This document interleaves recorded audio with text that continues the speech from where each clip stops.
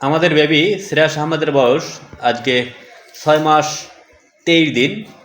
তো ও এখন রাতের খাবার খাচ্ছে। আপনাদেরকে দেখাবো ওর মেনুতে কি কি আছে।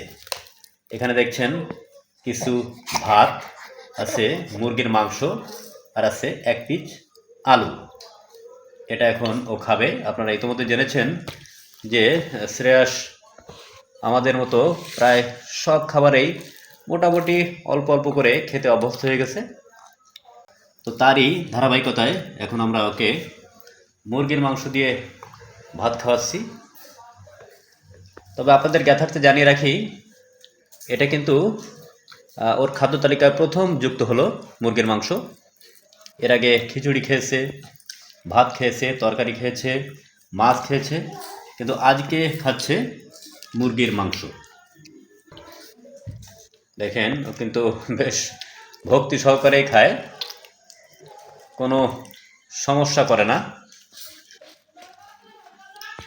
তবে আরও একটা মজার কথা আপনাদের বলে রাখি, আমরা ওর জন্যে আলাদা করে কোনো তরকারি রান্না করি না, অর্থাৎ মরিচ কম দিয়ে বা অন্যান্য মশলা কম দিয়ে আলাদা কোনো তরকারি রান্না করি না। আমাদের জন্যে যে তরকারি রান্না করি সেটাই ও খায়।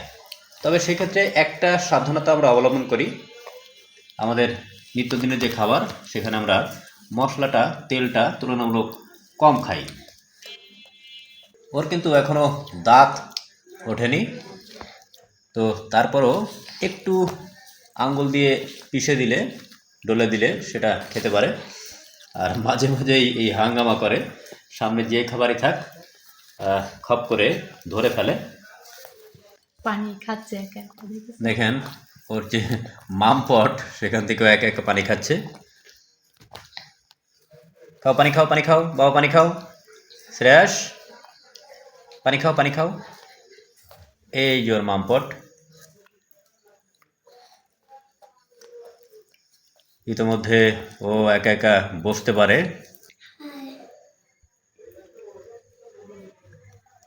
তো আর একটা মজার ব্যাপার হলো, আদিতা তাসনিম কিন্তু খেতে চায় না, এই জন্যে ওর 0 ফিগার। আর শ্রেয়াস কিন্তু খেতে চায়, অল্প বেশি খেতে চায়।